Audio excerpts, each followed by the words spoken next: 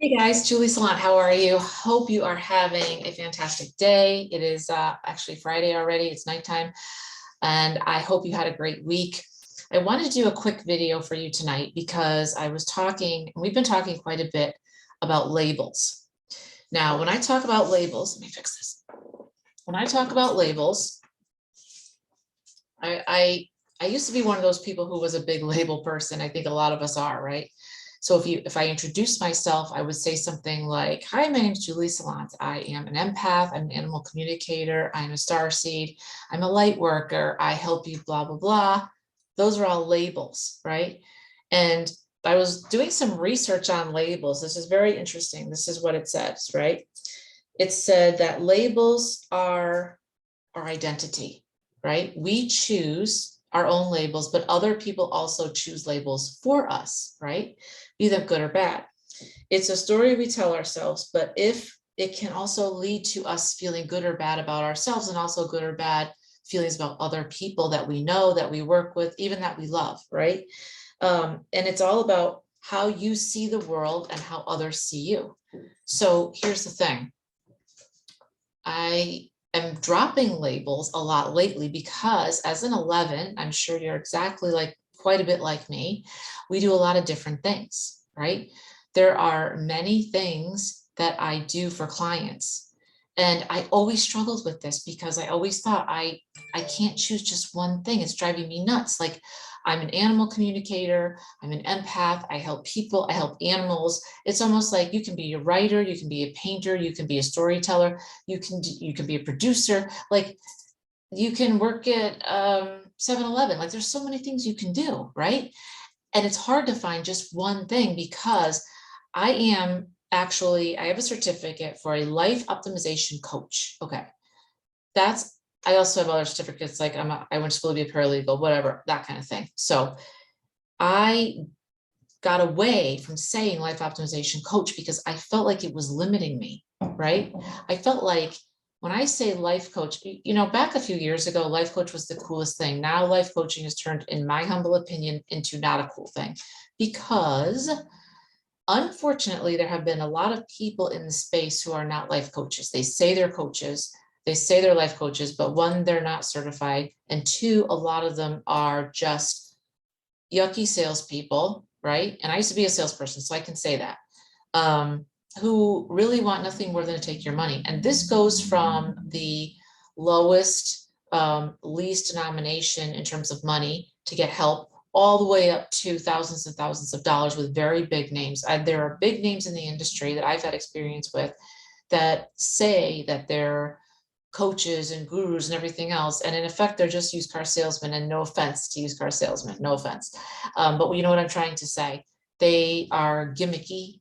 They are, they're not of the heart. They don't, what I do is I connect in with God, with your ancestors, with animals, with your totem animals, with the archangels.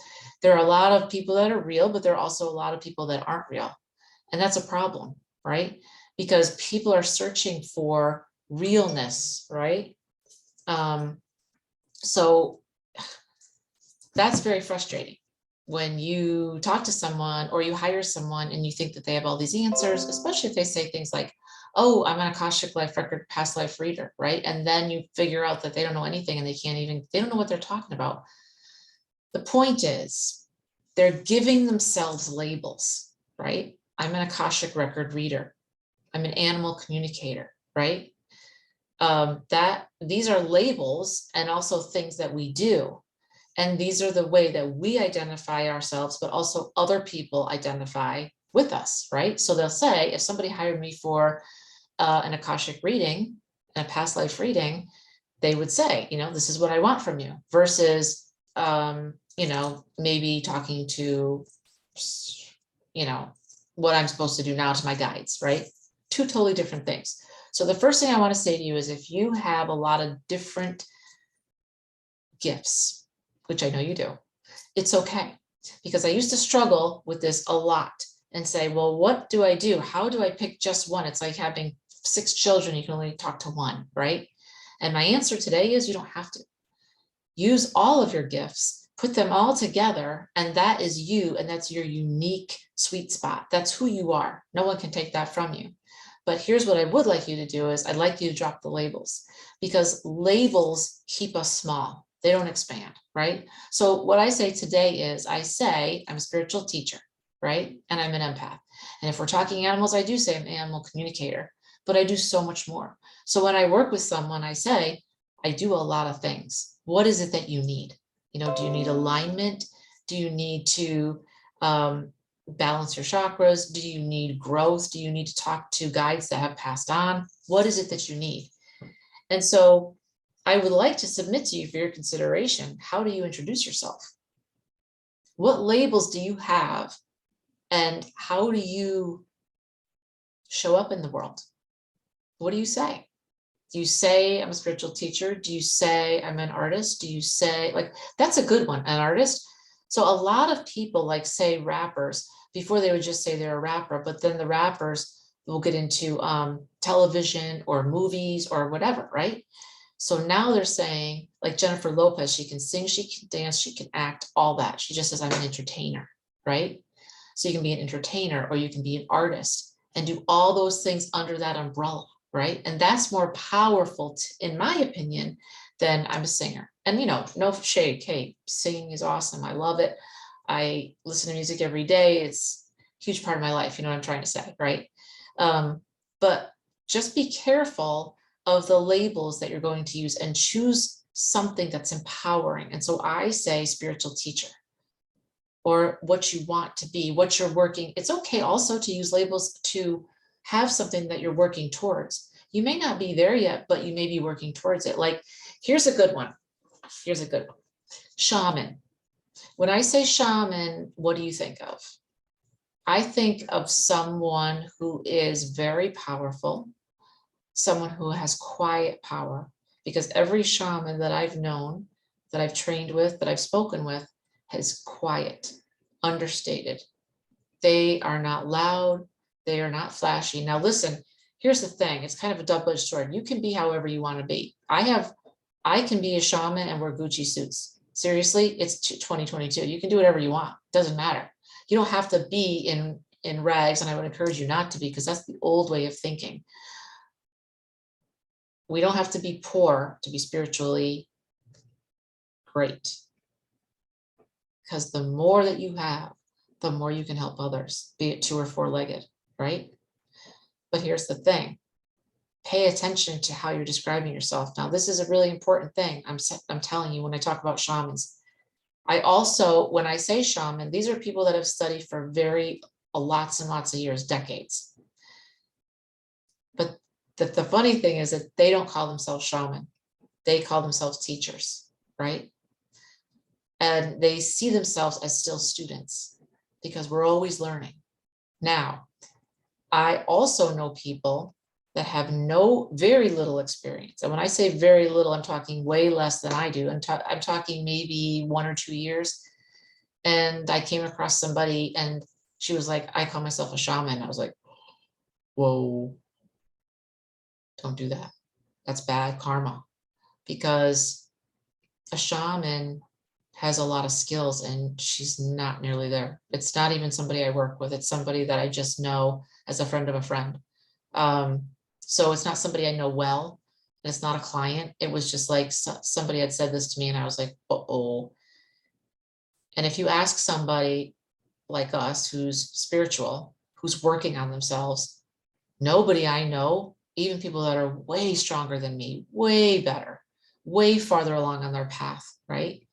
They don't call themselves shaman, and I look up to them. And I would probably call them a shaman, but they don't even call themselves that, because that is kind of like, in our world, the be all and end all, right? That means that you have achieved mastery at some level or a few different levels, and that's a good thing.